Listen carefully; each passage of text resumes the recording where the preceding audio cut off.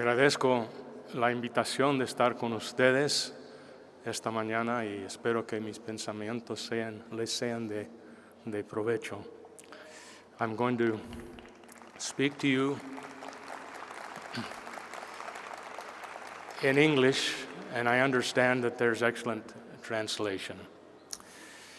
I liked Doug's quote from the General Assembly of the United Nations, that the family provides the primary source for personal identity, self-esteem, and support for children. I believe that statement, and I know that you do too. And so I thank you sincerely for the work that you're doing, efforts you're making against some fairly significant headwinds to protect and promote and teach about the family and its important role in society. You're doing God's work.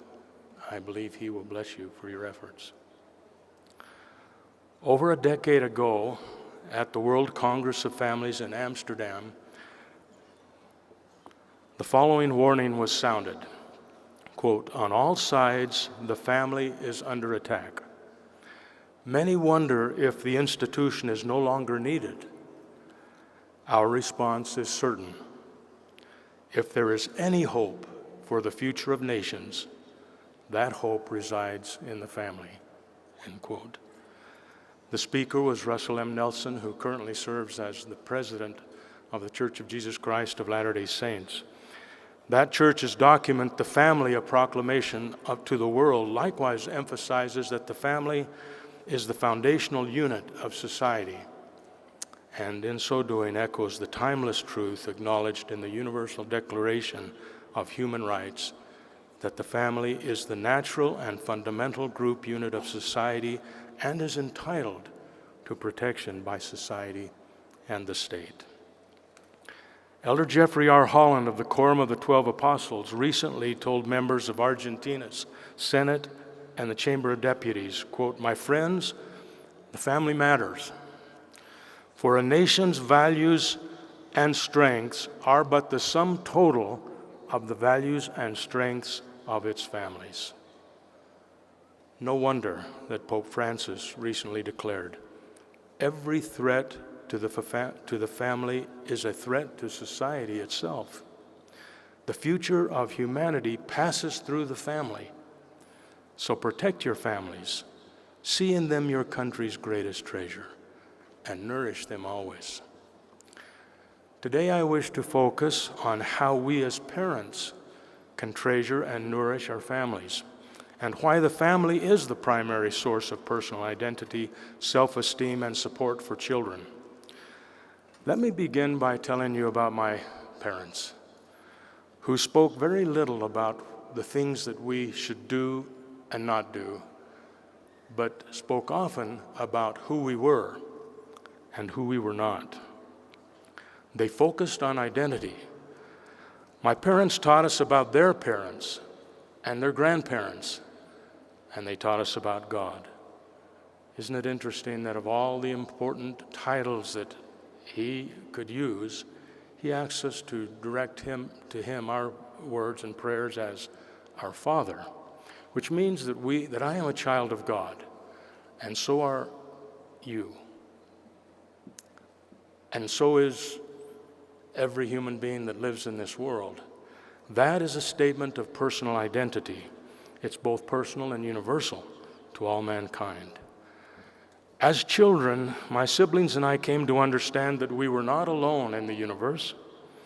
We were accountable to God and to our extended family members. We were links in a chain, a multi-generational family organization that was much bigger than ourselves. And we had a responsibility to pass down to our own children that which we learned from those who went before.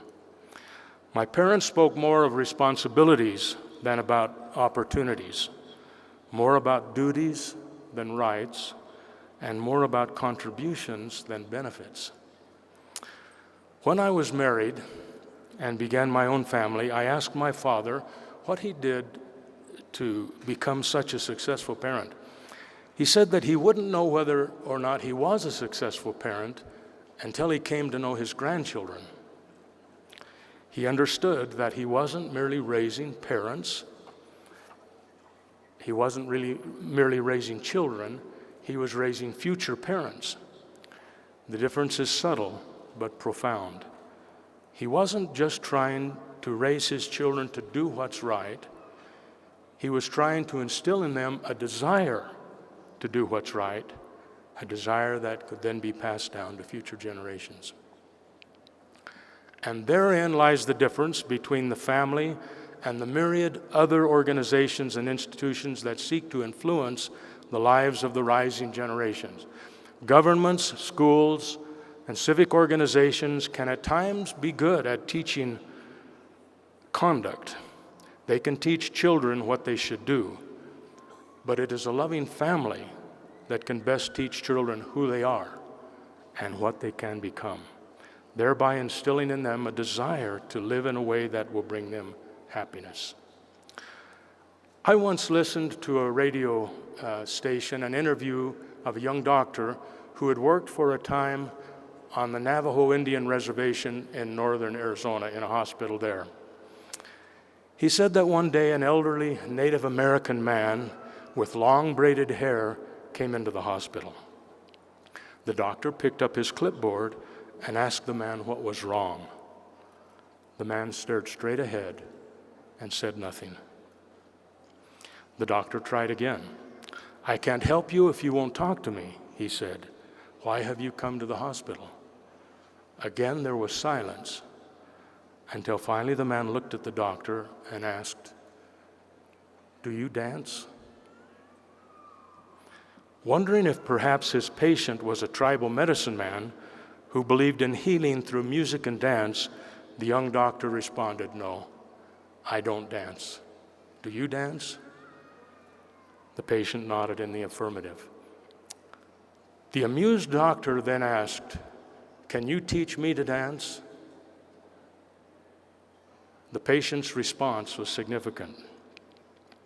"I can teach you to dance," he said, "but you have to hear the music." He understood something the doctor had not considered.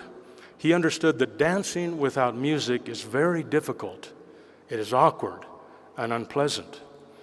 Various organizations can teach conduct. They can teach children the dance steps, but they are less successful in teaching children to hear the music. The dance steps are the things that we do. The music is the sense of identity and purpose that motivates and gives meaning to the beauty of the dance. Disassociating the dance steps from the music that inspires the dance is simply unsustainable. Somehow, children must come to hear the music, and that is where the family becomes essential.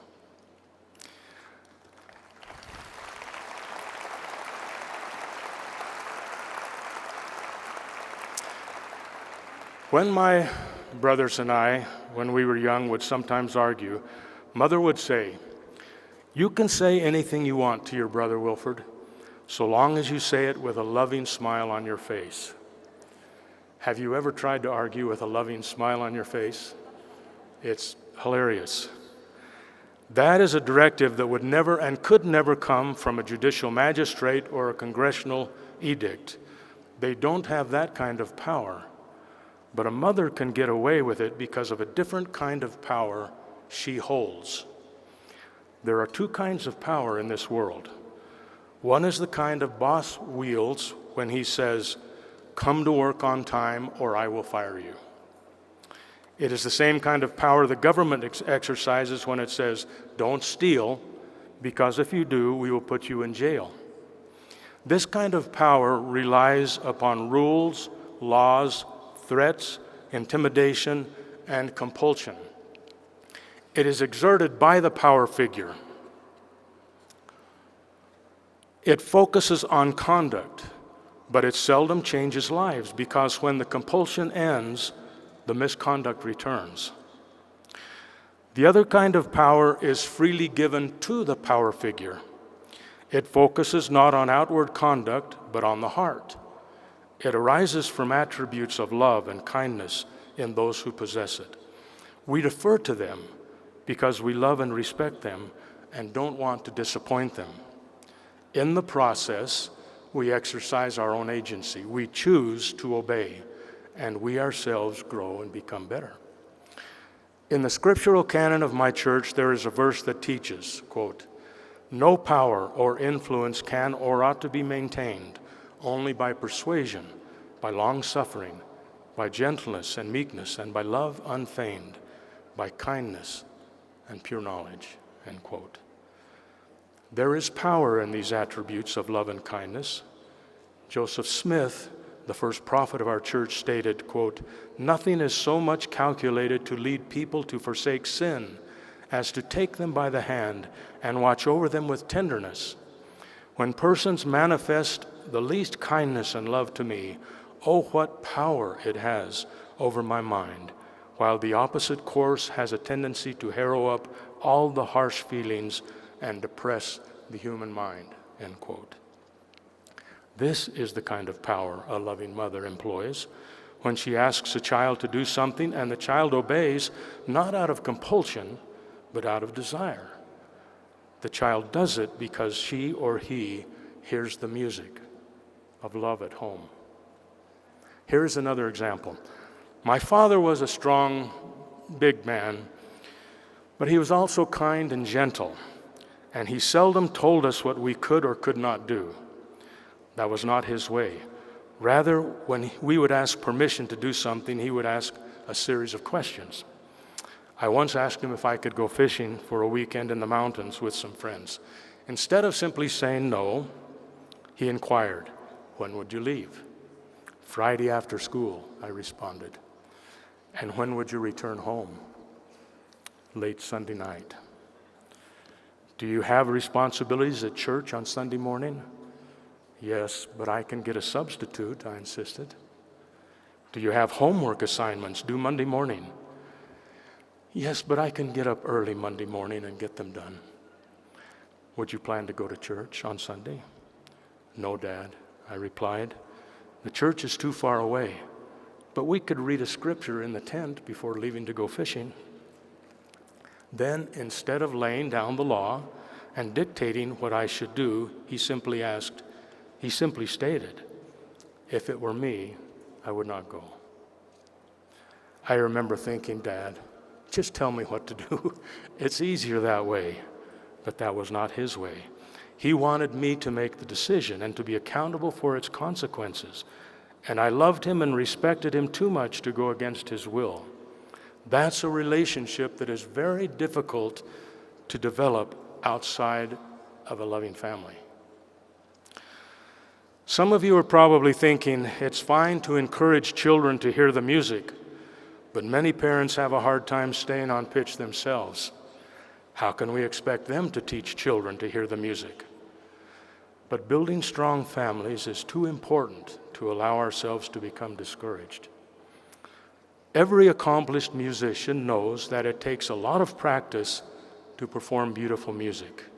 So, if the basses in the family choir are too loud and overbearing, or if the string section in the family orchestra is a little too sharp and too shrill, or if those impetuous piccolos are out of tune or out of control, just keep practicing. We don't give up on each other. We stay together and keep practicing. With our best efforts over time and with God's help, we will begin to hear the beautiful music in our families and in our homes. In his speech at Brigham Young University several years ago, Archbishop Charles J. Chaput urged us to fight for our convictions in the public square. But the greater task, he said, is to live what we claim to believe by our actions: fidelity to God, love for our spouse and children, loyalty to friends, generosity to the poor, honesty and mercy in dealing with others, trust in the goodness of people, and discipline and humility in demanding the most from ourselves. So as we fight for our convictions in the public square, we should do so without denigrating or demeaning our opponents. My father spent much of his adult life building bridges of goodwill among the various church leaders in our community. He loved to take ministers to lunch and talk about the things that would unite them as people of faith. After one such lunch, with a minister that was not particularly fond of our church, the pastor said, "Look, Mr. Andersen, I appreciate what you're trying to do, but you and I can never be friends. As long as you believe the way you do, we will be enemies. We will be at war." My quick-thinking father said, "Pastor Hahn, what are the weapons of Christian warfare?" Then they turned to the writings of the Apostle Paul, who suggested that the weapons of Christian warfare are faith and righteousness and peace. Whereupon my father said, "Reverend, let the battle begin." As we seek to defend the family against the vast forces aligned against it, we need to employ the weapons of Christian warfare, which are also clearly taught in the Quran and the Talmud. By avoiding the animosity and vitriol so prominent in our world today, and we should align ourselves with like-minded people and organizations exactly as you are doing in this World Congress of Families, reaching across divides of theology and culture to join forces with those who believe in the family. It is that important. The brilliant Catholic philosopher and United Nations Ambassador Michael J. Novak stated that, quote, "The roles of a father and a mother and of children with respect to them is the absolutely critical center of social force." He also made the sobering observation that throughout history, nations have been able to survive a multiplicity of disasters, but they have never been able to survive the disintegration of the family. Dear friends, I am honored to be with you today as you rally people of goodwill everywhere to join in protecting and strengthening the family. I am convinced that as we live our lives so that our children can hear and feel the music, they will find joy in the dance and will perform it beautifully out of desire, not compulsion. They will then be prepared to build strong families of their own and will be empowered to protect and defend the family against the increasing forces that would diminish or destroy it. As President Nelson declared in your Amsterdam World Conference, our children are our wealth. Our children are our strength. Our children are indeed our future. Thank you for allowing me to speak to you this morning, and may God bless you in your efforts.